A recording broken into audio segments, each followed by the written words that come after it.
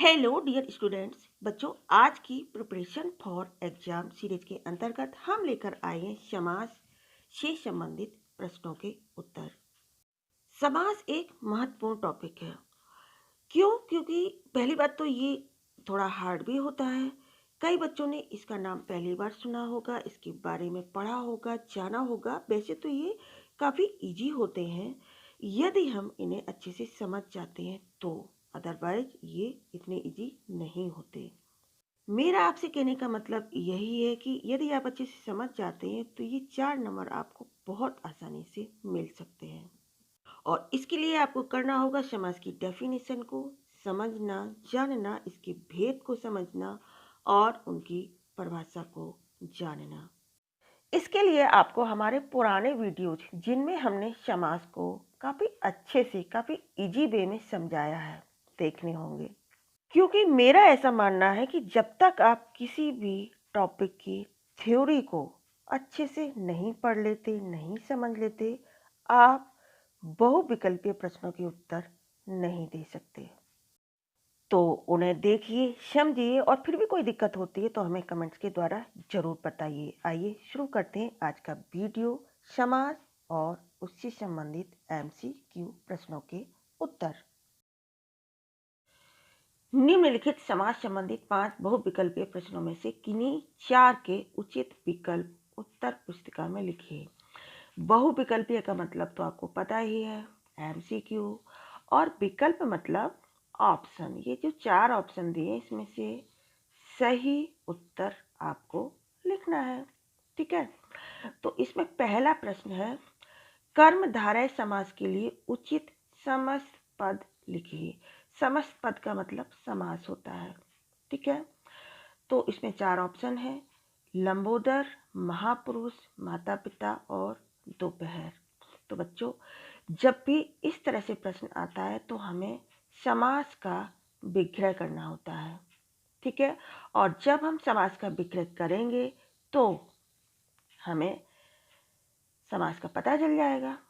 ठीक है, तो कर्मधारय समास के लिए हम, वैसे तो आंसर है आपका महापुरुष, लेकिन जब हम महापुरुष का विग्रह करेंगे तो क्या बनेगा? महान है जो पुरुष। ठीक है, तो हमें ऑटोमेटिक पता चल जाएगा कि यही है कर्मधारय समास। ठीक है, दोपहर आपको पता चल ही गया होगा कौन सा समास है, माता पिता ये भी पता चला हो गया। बस इसमें कंफ्यूजन है तो आपको विग्रह करके देख लेना है। अच्छा, एक बात मैं बता दूं कि ये इस तरह से जो प्रश्न आपकी परीक्षा में पूछे जाएंगे सो सिंपल है, ऐसा लगता है आपको, लेकिन जब आप इसके बेसिक को जानेंगे, इसकी थ्योरी को पढ़ेंगे, इसकी परिभाषा को पढ़ेंगे, तभी आप इन्हें कर पाएंगे। मेरे कहने का मतलब है कि जब तक आप इस टॉपिक को नहीं समझेंगे आप नहीं कर पाएंगे। इसके लिए ज़रूरी हो जाता है कि आप समास की डेफिनेशन को जानें, उसके कितने भेद हैं उसको जानें, और अलग अलग भेद की क्या परिभाषा है और उसके क्या उदाहरण हैं। जब आप ये समझ जाएंगे तो इन प्रश्नों के उत्तर आप 1 मिनट में दे देंगे। कुल 1 मिनट लगेंगे आपको ये प्रश्न करने में, और जिसके आपको मिलेंगे 4 नंबर। ठीक है, दूसरा प्रश्न है, द्वंद्व समास के लिए उचित समस्त पद है। तो द्वंद्व समास में कौन सा उचित समस्त पद है? पहला ऑप्शन है गुण दोष, दूसरा है पंचवटी, तीसरा है अकाल पीड़ित और चौथा माखन चोर। तो इसमें आएगा गुण दोष। जब मैंने आपको समास करवाए उसमें बताया है कि जिसमें ये योजक चिन्ह लगा होता है वो होता है द्वंद्व समास, और जब हम इनका विग्रह करते हैं तो हम इसमें लगाते हैं और, तथा, या, अथवा। इनसे हम इनका विग्रह करते हैं। तो गुण दोष का विक्रय करेंगे तो होगा गुण और दोष, यानी कि द्वंद्व समास। तीसरा प्रश्न है बहुब्रीहि समास के लिए उचित समास पद है।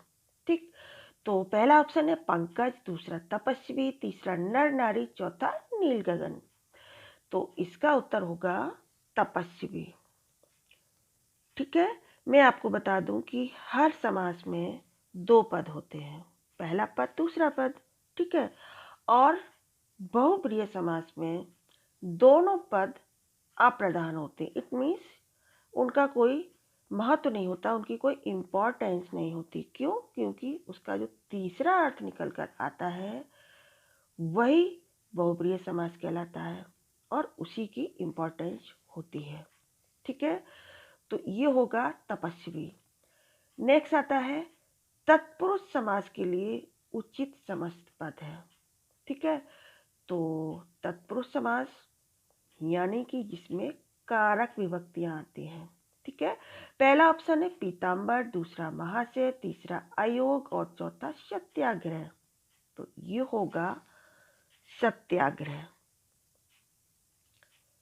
ठीक है, सत्याग्रह। क्यों? क्योंकि जब हम इसका विक्रय करेंगे तो क्या होगा? सत्याग्रह का मतलब क्या होता है? सत्य के लिए आग्रह। ठीक है, तो ये कारक विभक्ति है। अब आप हमें कमेंट्स के द्वारा बताइए कि ये कौन सी कारक विभक्ति है। ठीक है, नेक्स्ट है निम्न समस्त पदों में अव्ययी भाव समास नहीं है। नेगेटिव में प्रश्न है बीचों बीच, राह खर्च, प्रतिदिन या भरपेट। ठीक है, तो राह खर्च ये अव्ययी भाव समास नहीं है, बाकी के सभी समास अव्ययी भाव है। ठीक है, तो इसका उत्तर होगा राह खर्च। ठीक है, तो इस तरह से आपकी परीक्षा में कुल प्रश्न आएंगे 5, जिनके आपको सही सही उत्तर देना है। और कोई एक प्रश्न ऐसा है जो आपको नहीं आता है तो डोंट वरी, आप उसे छोड़ दीजिए और जो 4 आते हैं उन्हें आप कीजिए।